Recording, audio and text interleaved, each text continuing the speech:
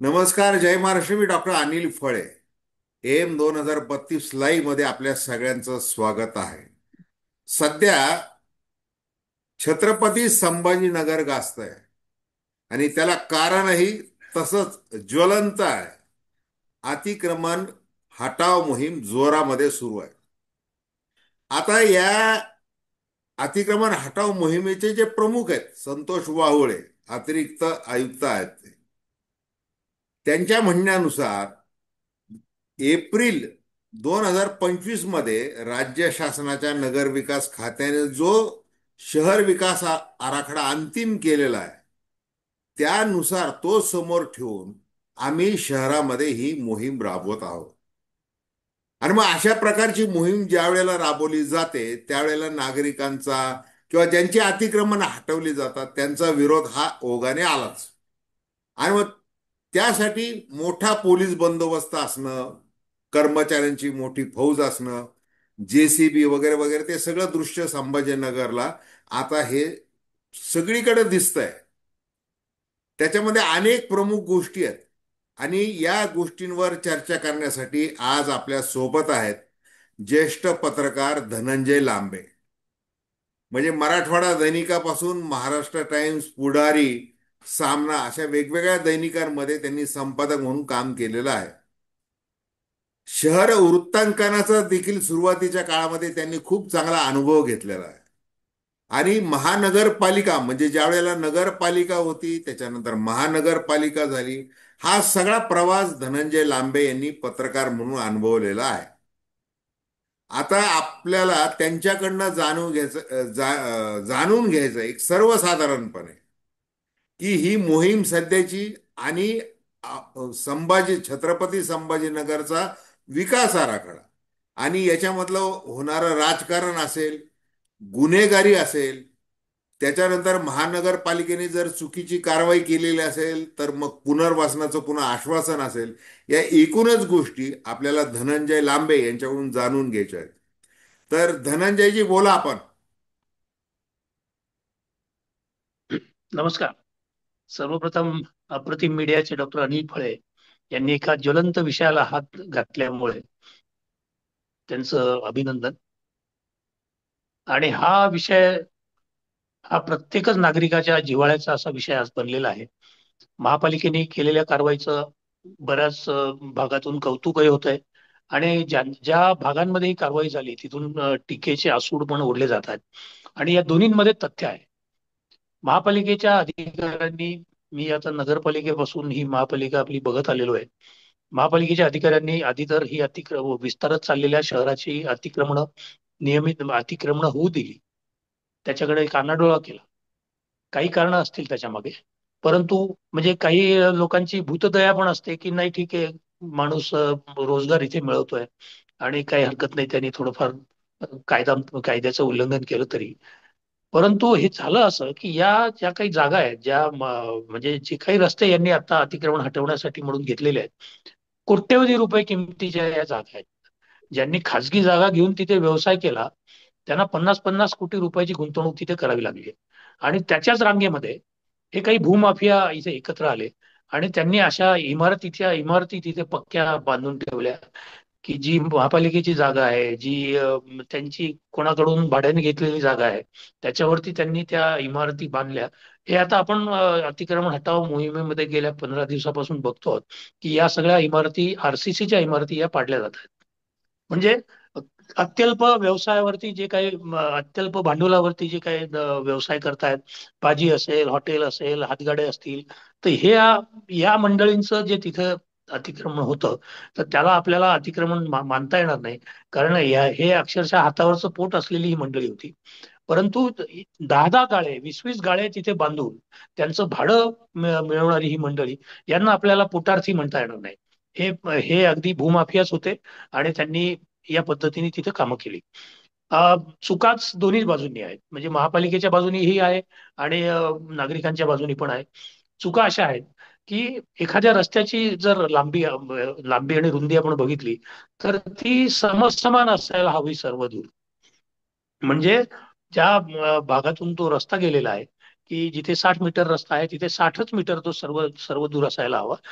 असं जर झालं नाही तर बॉटलनेक सारखे प्रकार घडायला लागतात, की एखाद्या ठिकाणी प्रचंड रुंद रस्ता आणि काही ठिकाणी तो जर निमुळता झाला तर तिथे बॉटलनेक होतं, अपघातांची शक्यता वाढते आणि त्याच्या पुढे अनेक कॉम्प्लिकेशन्स असतात. त्यामुळे एक रस्त्याची एकच रुंदी ही ए टू बी या सर्व पॉइंट्स वरती एकच हवी. तो रस्ता शहराबाहेरून आला म्हणून रुंद आहे आणि मग शहरामध्ये तो अरुंद करण्याचं काही कारण नाही, कारण त्या रस्त्यावरती त्या रुंदीप्रमाणे वाहतुकीचा प्रभाव असतो, वाहतुकीचा ताण असतो. आणि तो जर शहरामध्ये आला आणि तरी तिथे अरुंद रस्ता असेल तर तिथे ती वाहतूक ठप्प होते. त्यामुळे या सगळ्या कारवाईमध्ये काही ज्या शंका आता उपस्थित केल्या जात आहेत, की मोठ्या मंडळींची ज्या मालमत्ता आहेत त्या मालमत्तांना सुरक्षित करण्याचं काम या महापालिकेने आणि पर्यायाने आयुक्तांनी केलेलं आहे. की जिथे चिकलठाणा भागामध्ये आपल्याला माहिती आहे की गावठाण होतं, की जिथे महापालिकेचा म्हणजे प्रभाव नव्हता त्या काळामध्ये काही इमारती लोकांनी स्वतःच्या जागेवरती उभ्या केल्या आणि त्या फक्त परवानगी घेतली नाही म्हणून त्या पाडण्यात आलेल्या आहेत. आता तिथे 60 मीटरचा रस्ता त्यांनी केला आणि शहरामध्ये त्यांनी येता येता तो 45 मीटरचा करून टाकला. म्हणजे याचा अर्थ असा आहे की याच्यामध्ये निश्चितच लोकांचे हितसंबंध गुंतलेले आहेत, अधिकाऱ्यांचे, उद्योजकांचे, व्यावसायिकांचे. आणि ही सगळी मंडळी शहरातली हुज हू आहे. म्हणजे शहरामध्ये जे अब्जाधीश कोट्याधीश ज्याला काही आपण म्हणतो, त्या अशातली ही मंडळी आहेत. वास्तविक पाहता जेव्हा महापालिकेची ही मोहीम सुरू झाली तेव्हा या सगळ्या बड्या मंडळींनी स्वतःहून पुढे येऊन म्हणजे शहराच्या विकासाचा जे दावा करतात की आम्ही या शहराचा विकास केला आहे आणि या विकासासाठी आम्ही काहीही करायला तयार आहोत, याच मंडळींनी समोर येऊन आपापल्या जागा ज्या आहेत त्या महापालिकेला हँडओव्हर करायला हव्या होत्या. आणि असं जर केलं असतं तर त्यांचं मोठेपण अजून मोठं बनलं असतं आणि त्यांना खरंच या शहराच्या विकासाची चाड आहे, या शहराच्या विकासासाठी ते आसुसलेले आहेत असं एक चित्र निर्माण झालं असतं. परंतु दुर्दैवाने झालं असं की अतिक्रमण हटाव मोहीम सिडकोच्या चौकामध्ये आली आणि तिथून ती जुजबी काही लोकांचे ओटे पाडले, काही लोकांच्या पायऱ्या पाडल्या आणि हे चित्र 7 हिल्स उड्डाण पुलापर्यंत म्हणजे जवळपास 1-1.5 किलोमीटरचा हा टापू आहे. आणि रस्त्याच्या एका बाजूला ग्रीन ग्रीन झोन आणि सर्व्हिस रोड आहे आणि रस्त्याच्या दुसऱ्या बाजूला ह्या सगळ्या बड्या मंडळींच्या इमारती आहेत, त्यांच्या गार्डन्स आहेत, त्यांच्या कुंपण भिंती आहेत, या सगळ्या गोष्टी तिथे आहेत. पण त्यांच्यावर मात्र कुठलीही कारवाई झाली नाही आणि हा जो काही सगळा संताप आहे, असंतोष आहे, हा सगळ्या यामुळे निर्माण झालेला आहे की तुम्ही या उच्च न्यायालयाच्या समोरच्या इमारती तुम्ही कशामुळे त्यांना स्पेअर केलं. म्हणजे हे जे म्हणतायत की मान्य उच्च न्यायालयाच्या आदेशानुसार हे सगळं चालू आहे, तर असं असेल तर मग सगळ्यांना समान न्याय द्यायला हवा होता. परंतु तसं दुर्दैवाने काही झालं नाही. या संदर्भामध्ये जालना रोडची रुंदी किती असावी याबद्दल म्हणजे सगळ्याच विभागांमध्ये प्रचंड संभ्रम निर्माण झालेला होता. आणि हा संभ्रम दूर करण्यासाठी म्हणून आज या सगळ्यांची तीन विभागांची इथे बैठक होणार होती. सार्वजनिक बांधकाम विभाग, महापालिका आणि विकास प्राधिकरण. परंतु ही बैठक होऊ शकली नाही कारण आज स्वतः आयुक्तच आज शहरामध्ये उपलब्ध नाहीयेत. चौकशी केली जास्तीची तेव्हा असं लक्षात आलं की विधानसभेमध्ये आमदार गंगापूरचे आमदार प्रशांत बंब यांनी जो काही गेल्या 2 दिवसापासून या महापालिकेच्या कारभारावरती जो एक तोफांचा मारा सुरू केलेला आहे त्याच्या स्पष्टीकरणासाठी म्हणून त्यांना मंत्रालयामध्ये बोलवलंय, म्हणून ते आज इथे उपलब्ध होऊ शकले नाही. आता याच्यामध्ये एक आपल्याला बघायला म्हणजे हा राजकारणाचा विषय निघालाच आहे म्हणून सांगतो की एकटे आमदार प्रकाश बंब जे शहराचे नाही आहेत त्यांनी या प्रकरणाचा सखोल अभ्यास केला आणि इथे काय काय कमतरता आहेत या सगळ्या कमतरता शोधून काढून पुराव्यानिशी त्यांनी विधिमंडळामध्ये हा प्रश्न मांडलेला आहे. म्हणजे या शहराचं दुर्दैव असं आहे की शहरामध्ये 3-4 आमदार आहेत. अगदी फुलंब्री, मध्य, पूर्व आणि पश्चिम असे हे 4 मतदारसंघातले आमदार आहेत. त्यांच्यापैकी कोणीही या शहराची जी काही व्यथा आहे ती विधानमंडळामध्ये मांडलेली नाही किंवा ते मांडण्याचं धाडस दाखवलेलं नाही. आणि गंगापूरचे आमदार जे की तरुण आणि तरफदार असे चांगले आमदार आहेत त्यांनी या प्रश्नामध्ये लक्ष घातलं आणि तिथून ते महापालिकेला भेटी देत असतात आणि तिथून त्यांनी हा सगळा घोटाळाच याला एक प्रकारे म्हणावा लागेल, हा एक महाघोटाळा आहे तो यांनी इथे काढलेला आहे. तर या म्हणजे सत्ताधारी पक्षाचे ते आमदार आहेत, तरी देखील त्यांनी ही प्रचंड टीका करून विधानसभेमध्ये त्यांनी हा प्रश्न अगदी नेटाने लावून धरलेला आहे. त्याच्यामुळे मला असं वाटतं, म्हणजे अशी आशा वाटते की निश्चितच सरकारला काही ना काही पावलं उचलला भाग पडेल. परंतु त्याचबरोबर या शहरातल्या नागरिकांचा, इथल्या स्थानिक आमदारांनाही हा प्रश्न राहील की तुम्ही काय करत होता. म्हणजे तुम्ही ही मंडळी, म्हणजे शहरामध्ये अगदी साबण आणि रूम फ्रेशनर आणि आपलं स्वतःचं फ्रेशनर विकत घेण्यासाठी पण या अधिकाऱ्यांनी जर सरकारी निधीचा वापर केला असेल, तर या आमदारांना त्याचा जाब का विचारा असं वाटलं नाही. म्हणजे झालंय असं की सगळं म्हणजे आंधळं दळतंय आणि कुत्रं पीठ खातंय, अशा पद्धतीची ही परिस्थिती आहे. आणि मग कधीतरी ही मंडळी यांना जाग येणार अतिक्रमण हटवण्याची. आणि ही जी काही वर्षानुवर्षापासून तिथे पोट भरणारी गरीब मंडळी आहे, ज्यांचा कोण अजिबातच आवाज नाही आहे यांचा. म्हणजे यांनी आपापल्या आमदारांना प्रश्न विचारले, पण आमदारांनी दरवाजे बंद करून घेतले.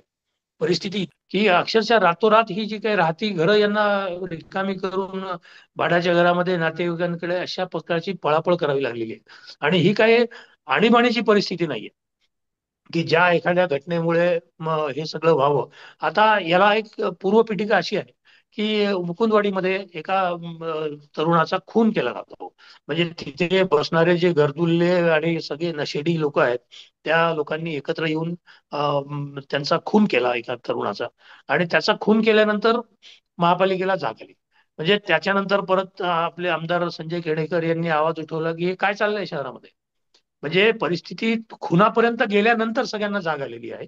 आणि त्या दिवशीपासून हे सगळं आक्रमक यांचं धोरण सुरू झालं. परंतु ही आक्रमकता सिडको चौकात येईपर्यंत गळून पडली. म्हणजे तिथे आल्यानंतर यांनी नंतर पैठण रोड घेतला, नंतर हर्सुल रोड घेतला, नंतर पडेगाव रोड घेतला. तर अशा पद्धतीने यांनी क्रमवारी लावली.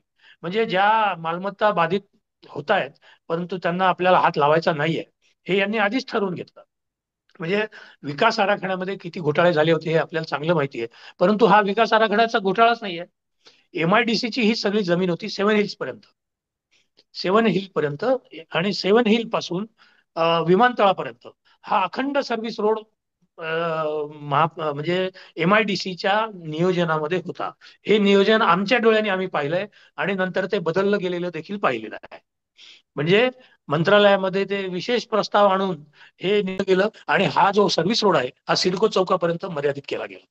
दुसऱ्या बाजूचा सर्व्हिस रोड मात्र पुढे अगदी उच्च न्यायालयाच्या इमारतीपर्यंत तो सर्व्हिस रोड तिथे कायम राहिला. परंतु एका बाजूचं असं कुठल्याही नियोजन व्यवस्थेमध्ये हे असं करता येत नाही की रस्त्याच्या एकाच बाजूनी सर्व्हिस रोड आणि दुसऱ्या बाजूने तो बेपत्ता करावा. त्याचं कारण असं झालं की पंचतारांकित हॉटेल्स, काही पेट्रोल पंप्स वगैरे या ज्या काही सगळ्या गोष्टी आहेत, तर या सगळ्या प्रभावी मंडळी ही असते आणि त्यांना धक्का लागू नये म्हणून हा सगळा खटाटोप करण्यात आलेला आहे. वास्तविक हा जो काही एक सर्व्हिस रोड आहे, म्हणजे उच्च न्यायालयापर्यंत, तर उच्च न्यायालयाच्या पुढे देखील तो अगदी सेव्हन हिल पर्यंत एमआयडीसीने हा सगळा नियोजित केलेला होता. परंतु कालौघामध्ये हा सगळा रस्ता मागे पडला. आणि याच्यामध्ये असं आहे की नियम हा कुठलाच कोणी पाळायला तयार नाहीये. म्हणजे एखादा अधिकारी आला, त्यांनी नियमाचं पुस्तक वाचावं, नियोजन काय आहे ते बघावं आणि त्याप्रमाणे काम करावं, हे साधारणतः अपेक्षित आहे राज्यघटनेला देखील. परंतु त्याचे हितसंबंध, मग हे राजकारण्यांची असतील किंवा इथल्या उद्योगपतींची असतील, याचे हितसंबंध लक्षात घेऊन तो हे सगळं वागत असतो. आणि त्याचा मग त्रास जनतेला होतो. आणि आता आपल्या समोर या जालना रोडची परिस्थिती आहे. जालना रोड जेव्हा कंजेस्ट व्हायला लागला, तेव्हा त्याला पर्याय म्हणून आपण परत एक बीड बायपास रस्त्याचं काम हाती घेतलं. या रस्त्यावर ते सुद्धा गळे दाबण्याचे प्रयत्न सुरू झाले. परंतु आता या सर्व्हिस रोड त्या रस्त्याला दोन्ही बाजूनी केला गेल्यामुळं हा रस्ता बऱ्यापैकी वाचलाय. आणि हा रस्ता ज्यांनी होऊ दिला त्या अधिकाऱ्यांचे या शहराने अक्षरशः आभार मानले पाहिजेत. की अन्यथा याचे जे सर्व्हिस रस्ते आहेत त्याच्यावर देखील अनेक बड्या मंडळींच्या जागा होत्या.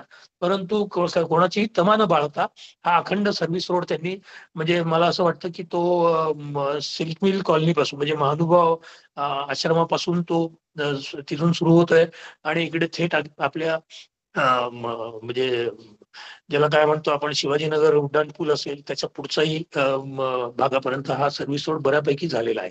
आता या सर्व्हिस रोडवर देखील त्यांनी अतिक्रमणं अनेकांनी केलेली होती, परंतु ती महापालिकेने काढली, त्याच्याबद्दल त्यांचंही आभार. दुसरी गोष्ट, आता आपण पैठण रोडचं आपण उदाहरण घेऊया, की या रस्त्यावर देखील अनेक मोठ्या मंडळींच्या मालमत्ता आहेत. आणि यांनी काय केलेले आहे, यांना माहिती आहे आज ना उद्या हे वादामध्ये सापडणार आहे. कारण रस्ता रुंदीकरणामध्ये आपण अक्षरशः पाय घातलेला आहे, अशा पद्धतीचं जाणीव त्यांना देखील आहे. त्यामुळे त्यांनी काय केलं, इथे फक्त 20-20, 30-30 फुटाच्या संरक्षण भिंती बांधून ठेवलेल्या आहेत आणि आतमध्ये त्यांच्या लॉन्स आहेत. म्हणजे झालं जरी नुकसान तर आपल्या मूळ जे काही स्ट्रक्चर आहे त्याला धक्का लागू नये अशा पद्धतीने त्यांनी ते बांधलेले आहे. म्हणजे यांना ते कल्पना आहे. जालना रोडवरची जी परिस्थिती आहे की ज्यांनी तिथे फेन्सिंग वॉल बांधलेल्या आहेत, सगळ्या कोट्यवधी रुपयांच्या जमिनी आहेत आणि तिथे बाग मेंटेन करणं हे अक्षरशः मूर्खपणाच आहे.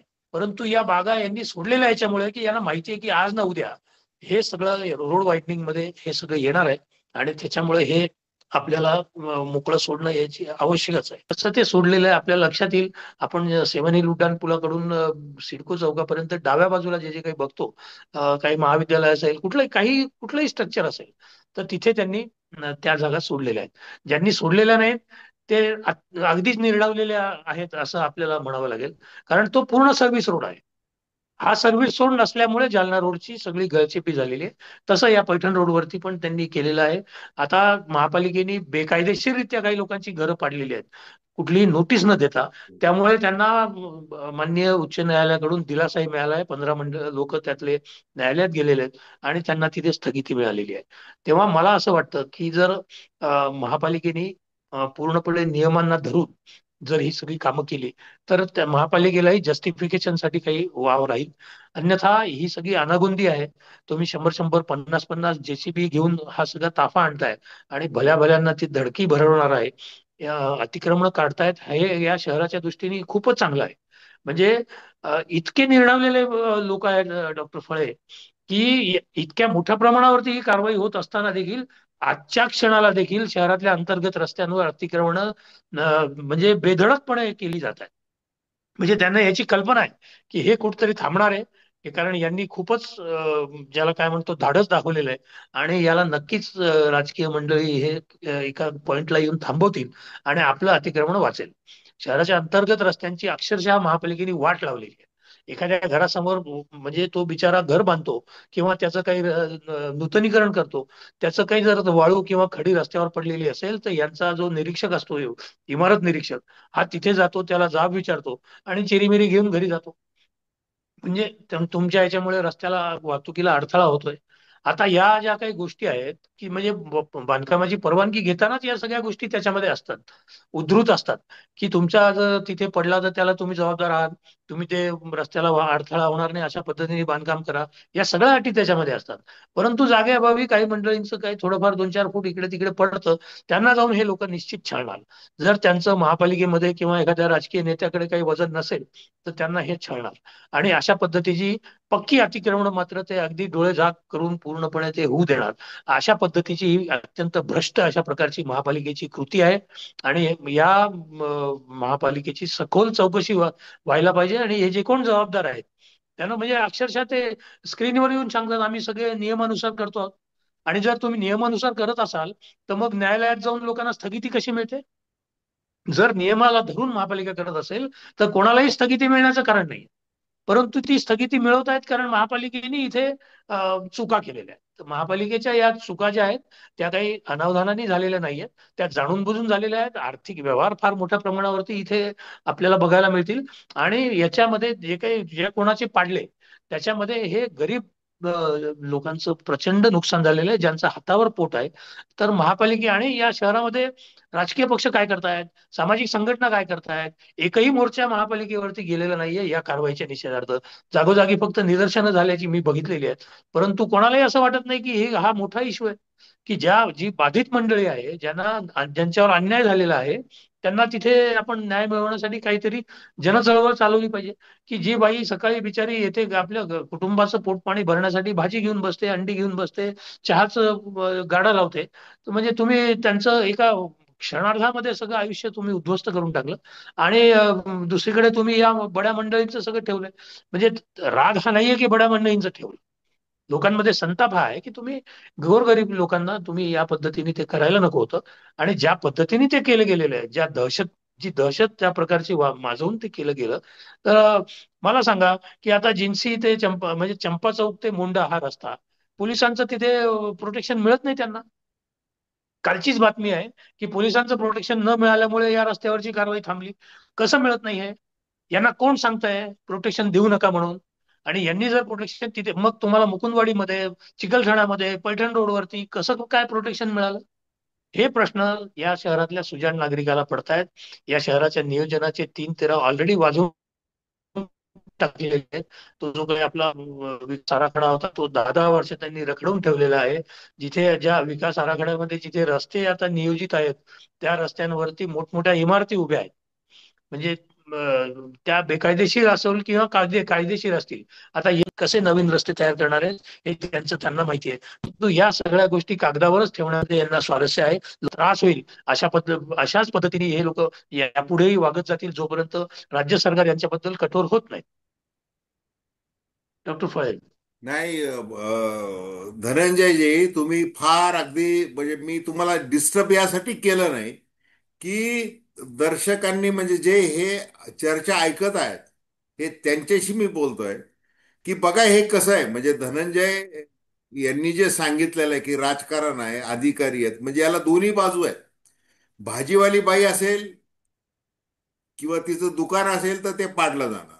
ज्यांचे मोठमोठे लॉन आहेत ते मात्र तसेच राहणार.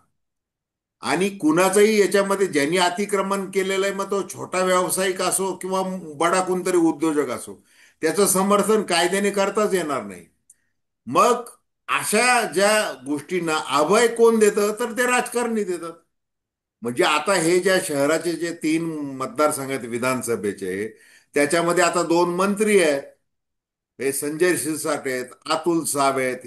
हे म्हणजे हे सगळे लोक राजकारणामध्ये त्या अर्थाने लहानाचे मोठे कुठं झालेले ते त्या संभाजीनगर महापालिकेमध्येच झालेले ते. यांच्या करिअरची सुरुवात तिथंच झालेली सगळी. त्याच्यामुळं आपलं नगर रचना विभाग काय काम करत आहे, आपला हा जो जालना रोड आहे त्याच्यामध्ये 1980 सालच्या याच्यामध्ये किती रुंदी होती, किती मीटरचा होता. त्याच्यानंतर जे बदल झाले 1991 मध्ये काय बदल झाला, मग 30, 45, 60 मीटर, हे सगळं जे झालेलं आहे हे ह्या लोकांना माहिती नाही का? हे सगळ्यांना माहिती आहे. त्याच्यानंतर तुम्ही मुकुंदवाडीची ती घटना सांगितली, ती जी हत्या झाली त्याच्यानंतर ते सगळे जागे झाले आणि ते जमीनदोस्त करायला निघाले. ती अतिशय चांगली गोष्ट आहे. म्हणजे अतिक्रमण हटाव ही मोहीम राबवू नये असं कोणीच म्हणणार नाही. परंतु त्याच्यामध्ये जो दुजाभाव केला जातो त्याच्यामध्ये ह्या गोष्टी खटकतात आहे. आणि हे वाढवतोय कोण? आता आता योग कसा गाठलेला आहे बघा. ते तसं त्या अर्थाने मनपा आयुक्तांचे एवढं त्यांनी जे धाडस केलेलं आहे, म्हणजे अगदी माजी महापौर असेल त्याचंही बांधकाम पाडलेलं आहे. म्हणजे असं नंदकुमार घोडिले वगैरे ते असं लोक बोलायला लागलेले आहेत की आम्हालाही माफ करत नाही, आम्ही तुमचं कुठून वाचवावं असं म्हणत आहेत. त्याचं कारण काय? त्याचं कारण की आत्ता निवडणुका नाही आहेत. आता ही सर्वसाधारण जी बॉडी आहे महानगरपालिकेची ती अस्तित्वात नाहीये. आता दिवाळीनंतर झाल्या तर त्या निवडणुका होणार. म्हणजे त्याच्यामध्ये प्रश्नचिन्ह आहे. मग हा जो काळ आहे हा प्रशासक पदाचा काळ आहे. याच्यामध्ये कुणाचंच ऐकायचं नाही असं जर वरून जर खऱ्या अर्थाने त्यांना आदेश आले असतील, शेवटी प्रशासक धाडस करतो तो त्यांना मंत्रालयाच्या प्रशासनाने किंवा प्रशासन ज्यांच्या हातामध्ये आहे त्या सत्ताधाऱ्यांनी त्यांना अभय दिल्याशिवाय ही कारवाई होणं शक्यच नाही. आणि मग तुम्हाला जे काही साफ करायचं आहे सगळं शहरामध्ये ते तुम्ही आत्ता साफ करा. आम्ही निवडणुकीच्या वेळेला आम्ही त्या वेळेला सांगू की बघा आता हे आम्हाला शहराचा विकास करायचा आहे, हे अतिक्रमण हटलेले आहेत. आम्हाला मग मधल्या काळामध्ये जे काही योजना आलेल्या आहेत, स्मार्ट सिटी योजना आली, अमुक योजना आली, तमुक योजना आली, कोट्यवधी रुपयांचे रस्ते, 300 कोटींचे रस्ते, अमुक कोटींचे रस्ते, अंतर्गत रस्ते, बाह्य रस्ते. मग इकडं बीएनसीचं हे काम आहे असं म्हणायचं, एकीकडं अमुक प्राधिकरणाने ते आधी ठरवलं पाहिजे. आणि बाजूला शहर जे म्हणजे धनंजय, आपल्याला आठवत आहे आता हे मानसिंग पवार वगैरे हे सगळे जे उद्योजक आहेत वेगवेगळ्या क्षेत्रातले, अगदी ते भोगले वगैरे ते सगळ्यांनी तर 100 मर्सिडीज गाड्या घेतल्या होत्या. त्या 150 2007 का 150 6 तो काळ असायला. 100 मर्सिडीज गाड्या घेतल्या. 150 हा, 150 गाड्या होत्या. हा, 150 गाड्या घेतल्या. त्या यासाठी हा. की ते उद्योजक वर्तुळ जे आहे जगामधलं, त्यांना असं वाटतं की बघा इथले रस्ते किती गुळगुळीत आहेत, गुळगुळीत आहेत. म्हणजे वाळूच्या रस्त्याचा किती वर्ष तो प्रॉब्लेम गाजत होता तो. मग त्याच्यामुळे ते सगळं प्रदर्शन ते केलं, म्हणजे उद्योजकांनी पुढाकार घेतला. मग तुम्ही जे विचारलं मगाशी की सामाजिक संघटना काय करत आहेत, आता ही जी काय त्याला संभाजीनगर फर्स्ट किंवा इतर जे आहेत, तर ते सगळे उद्योजक बोलतात की रस्ते नीट झाले पाहिजे, अमुक झालं पाहिजे, मग ते निवेदन देणारे म्हणजे वर्षानुवर्ष तेच चेहरे आहेत, तेच उद्योजक आहेत. आणि राजकारणी देखील तेच आहेत. अधिकारी मात्र बदलत राहतात. मग जरी अधिकारी बदलला तर त्यांना काय की त्यांना शेवटी तुम्ही जे सांगितलं की त्यांना शेवटी हळूच कानात जे सांगितलं जातं त्यानुसार त्यांना ते कागद इकडं तिकडं करावे लागतात. हे या शहरांनी पाहिलेलं आहे. तसं हेच एक शहर अपवाद आहे का या अशा गैर गोष्टींना? तर अजिबात नाही. हे सगळी म्हणजे नगर विकास जो होतोय आणि झपाट्याने सगळं स्थलांतरण ते सगळं व्याप्ती वाढतीये. या शहर तुम्ही पैठण रस्त्याचं सांगितलं. आता हे सिडको म्हणजे ज्या वेळेला रफिक झकेरिया होते त्यावेळेला त्यांनी ते वसवलेलं आहे. त्यांनी त्यावेळेला जर ते नवीन म्हणजे नवीन औरंगाबाद जर वसवलं नसतं सिडकोच्या रूपाने तर आज काय अवस्था झाली असती. ते उपयोगाला येत आहे. आता महानगरपालिकेकडे सगळा सगळा तो कारभार आहे. प्रचंड विस्तार होत आहे. आपण पाहिलेलं आहे, आपण ज्या वेळेला रिपोर्टिंग करायचो त्यावेळेला आपण दिमागामध्ये असं सांगायचो की आशिया खंडामध्ये सगळ्यात वेगाने वाढणारं शहर. म्हणजे 80च्या त्या दशकामध्ये एवढी मोठी ती जाहिरात होती. आणि आज मात्र अतिक्रमणाचे विळखे मग सगळी राजकारण्याची साठगाठ याच्यामुळं त्या शहराची बरीचशी वाट लागलेली आहे. आणि मग मध्यंतरी आता तो गुंठेवारीचा प्रश्न गाजलेला आहे. मग आता ज्यांना गुंठेवारीतून सुटका मिळालेली आहे त्यांचं सुरक्षित ठेवलं जात आहे. हे सगळं आहे. आणि ज्या ऐतिहासिकतेच्या जोरावरच छत्रपती संभाजीनगरचा एकूणच जो काही म्हणजे भरभराट चालू आहे. म्हणजे आता ऑरिक आलेला आहे, डीएमआयसीचा मोठा प्रोजेक्ट आहे. त्या दृष्टीने या शहराला अधिकाधिक खऱ्या अर्थाने आधुनिक काळातलं एक चांगलं शहर म्हणून कसं करता येईल, हा सगळ्यांनी मिळून म्हणजे विचार आणि त्याप्रमाणे कृती करण्याचा प्रश्न आहे. तर मला तुम्ही आता आपली वेळ संपलेली आहे धनंजयजी. मला शेवटी तुम्हाला एक असा प्रश्न विचारायचा आहे की जसं आता ते चंपा रोड आणि मग तिथं पोलीस बंदोबस्त मिळाला नाही. मग श्रीकांत ते आयुक्त आहेत ते गेले विधिमंडळात प्रश्न निर्माण झाला म्हणून ते तिकडे गेले. ते काही सांगू शकत नाही का? त्यांच्या तिथून ऑनलाईन एवढ्या बैठका होतात एरवी. तुम्ही एखादी एवढी मोठी मोहीम हाती घेतलेली आहे. काय त्यांना काय दिवसभर त्या तिथं विधिमंडळात उभं राहावं लागतंय का? एवढं जो ते कोण आमदार प्रशांत बंब त्यांनी काय प्रश्न विचारला. आता त्यांना ते प्रशांत बंब हे असे एक आमदार आहेत गंगापूर खुलताबादचे. त्यांना सार्वजनिक बांधकाम खात्यामध्ये जास्त इंटरेस्ट आहे. तो काय इंटरेस्ट आहे काय माहिती नाही. परंतु ते असे प्रश्न वेगवेगळे वेगवेगळे आणत असतात ते. मग आता त्या परिस्थितीमध्ये श्रीकांत हे ऑनलाईन ही बैठक घेऊ शकत होते. हे जे काही 30 मीटर 45 मीटर का 60 मीटर याच्याविषयी जे काही ठरवायचं आहे, उच्च न्यायालयामध्ये जे काही सांगायचं आहे, लोक विचारतात आहे तुम्ही भेदभाव काय करताय वगैरे लोकांचे प्रश्न आहेत. तुम्ही एकीकडे जर तुमचे जेसीबी बुलडोजर सगळीकडे फिरवताय तर तुम्हाला ते वेळेवर निर्णय द्यायला नको. इकडं वाहतुकीचे खोळंबे होतात आहे. लोकांच्या ज्यांचे अतिक्रमण पाडलेले त्यांच्या पोटा पाण्याचे प्रश्न निर्माण झालेले आहेत. बऱ्याचशा गोष्टी आहेत ना याच्यामध्ये. पण तिचं तातडीने कारवाई करायची नाही. मग तिचं काय आता नाही मुंबईला नाही नेमके डॉक्टर. कशासाठी गेले हाच प्रश्न आहे. म्हणजे मग ते तिचं काही अजून काही नवीन कान मंत्र येतोय का? मग आता हे एकदा कोर्टाच्या याच्यामध्ये जर ते अडकून ठेवलं म्हणजे पुढचे 10 वर्ष निघून जातात. हे असंच चालत आलेलं आहे. तर हे कसं नेमकं सांडगाठ आहे ही थोडक्यामध्ये सांगा. तुम्ही अनेक आयुक्त तुम्ही पाहिलेले आहेत, अनेक ह्याच्यामध्ये महापौर तुम्ही पाहिलेले आहेत. आपल्याकडे कृष्णकांत भोगे नावाचे आयुक्त होते. कृष्णा तर बोगे. त्यांनी आपल्याकडे हा, तर त्यांनी असा त्यांचा असा दरारा होता की घरातला स्वतःचं तेल जरी आणायचं असेल तर ते स्वतः ती बरणी घेऊन बाजारात जायचे स्वतःच्या वाहनातून, आणि तिथून ते तेल स्वतः घेऊन यायचे. आणि दुसरीकडे हे आयुक्त आहेत की ज्यांनी स्वतःच्या घराच्या स्विमिंग पूलावरती कोट्यवधी रुपये खर्च केले आहेत. दरमहा म्हणजे घरातलं जे काही साहित्य लागतं त्या साहित्यावरती लाखो रुपये खर्च केलेले आहेत. तर या पद्धतीची ही जी काही घसरण आहे म्हणजे मानसिकतेची, अधिकाऱ्यांच्या मानसिकतेची, ही फार झपाट्याने झालेली आहे. थोडक्यात म्हणजे वेळ आपल्याकडे कमी आहे म्हणून मी सांगतो तो आपल्याला की हे जे काही तिथे गेलेले आहेत, तर जालना रोडची रुंदी नेमकी किती हे ठरवण्याची घाई कोणाला आहे? हम्म. जास्तीत जास्त दिवस ही अतिक्रमण कायम राहावीत या दृष्टीने प्रशासन आणि राजकीय नेते प्रयत्न करतात. तुम्हाला आम्हाला नाही एक बरं का एक धनंजयजी, आपली आता खरंच आणि बाचा प्रश्नच खूप मोठा लांबला होता. क्षमा असावी त्याबद्दल. हो, हो. आपण ही चर्चा उद्या देखील चालू ठेवू. बरं का, माझी दर्शकांना विनंती की हे चॅनल सबस्क्राईब करा आणि आपल्या प्रतिक्रिया बिनधास्तपणे नोंदवा. कारण की हो, ही जी नक्कीच. चर्चा आहे ही अशी न थांबणारी चर्चा आहे. कारण शहराचा विकास ही सातत्याने होणारी प्रक्रिया आहे आणि त्याच्यामध्ये अशा अनेक प्रकारचे अडथळे येत असतात. परंतु हे ऐतिहासिक शहर, याची जी वैभवशाली परंपरा आहे ती टिकण्याच्या दृष्टीने सगळ्यांनी बेधडकपणे बिनधास्तपणे चर्चा करण्याची अतिशय गरज आहे.